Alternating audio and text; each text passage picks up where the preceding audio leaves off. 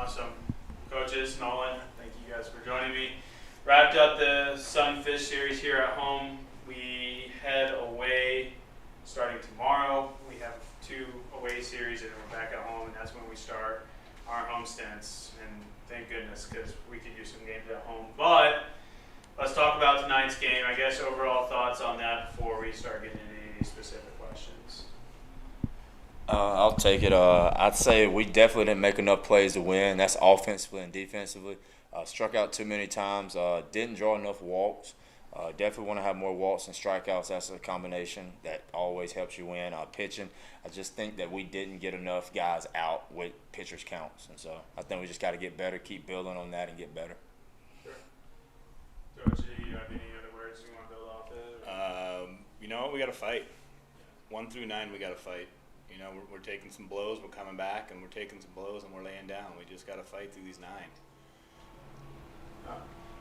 So I guess I'll start it off. Coach Jamie, you've spoke all year about momentum.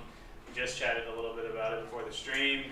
It felt like for me up here in the press box as a spectator, it was looking like we could get back into this game around the 5th, 6th inning. Then we kind of go 3 up, 3 down in very quick fashion. I think it was a strike him out, throw him out as well in the 6th. That really just looked like it just drained the whole stadium. Can you speak to on momentum? Maybe just beat the dead horse. You know, what does momentum mean to our team? How do we get out of it? Maybe speak a little bit if that was the right timing, what you saw in the field. Yeah, I thought we were coming back. Actually, I thought we had this game the whole time, even though we were down 2-1 in the first. I thought we were going to win this one. It was kind of a must-win going into this 3-game away series. And like I've said since the beginning, like you said, we're a momentum-based team, and we just haven't built on any momentum in the last few games. So we're drained, and you know, like I said last night, the Groundhog Day kind of peeked his head through again, and we kind of went through that same thing. And when that happens, our dugout loses all energy, and we just got to build on. We got to build that energy back up somehow, and it takes team leaders. And you know, I know the leaders are getting tired of saying the same things as some of these guys, and we just need some ball players out there to compete. You know, we got that new guy coming in center field. Brennan made a great catch. That was a huge momentum builder. And I think we might have walked a couple guys after that, and they scored a couple runs. So, you know, building on momentum is more than just a great play. We got to get a couple timely hits. We left bases loaded in the first inning. That dropped our momentum quite a bit. I think we struck out 3 times with bases loaded in the first inning. So as far as momentum goes right there, that took a lot out of our sails right away, especially with them getting 2. You know, but Shelton did a great job on the mound again as a pitcher. Clay did a great job. He gave up one crucial hit, a 3-run bomb, but momentum we lost early today, and that hurt. Yeah, I mean, I was going to ask you guys quickly on your thoughts on Shelton's performance coming in, going into Clay, and then I think who was right after it was Lewis, correct? What were your thoughts on pitching tonight? Thoughts on pitching. I thought we threw a good game, not a great game. Shelton did keep us in the game. He gave us a chance to win. Clay came in. He gave up 1 mistake. Fortunately, scored 3 off of it. But I think overall as a staff, they gave us a chance to win. We didn't make necessarily all the plays behind them, which we got to start being better on that end. But overall as a staff, they gave us a chance to win. There are bad parts about it, but I think right now we're kind of like that boxer that gets knocked down in the 3rd round. You still got 10 rounds to fight. So, I mean, we got to start punching back, get back up, and just show them what we got. Sure. I have one more question before I throw it over to the T-Cats. We spoke a little bit about, last night, Coach May, about kind of an ace up our sleeve, maybe a little bit of change up. Did your plan, we don't have to divulge into it too seriously, but did you think your plan worked in a sense that you were hoping to, or maybe not fully executed the way you thought? So we haven't fully divulged into our plan yet, but Okay. we started picking some pieces out of it just to put things together. But I can say this: the plan's starting to come to fruition. So it's coming. Awesome, good to hear. T-Cats, what do you got for us? 2 new players tonight, batting 1-2. Brennan Van Brussingen and Patrick Connor. For a first game, what was the first impression from those guys? They're competitors. They came in, they wanted to play. I'm sure if they had a jersey last night, they probably would have wanted to play too. But they did great. They came in, showed good energy. They're respectful. They play the game the right way, and the game rewards you when you play it the right way. Yeah, I think Connor had 2 at-bats where he had 10-plus pitches, which was a phenomenal ABs both times. Sorry, TKS. No, you're good. You mentioned it a bit. The great plays by both of them. There were back-to-back plays in which they both made a catch in either jumping, sliding, or diving fashion. Did that spark any momentum?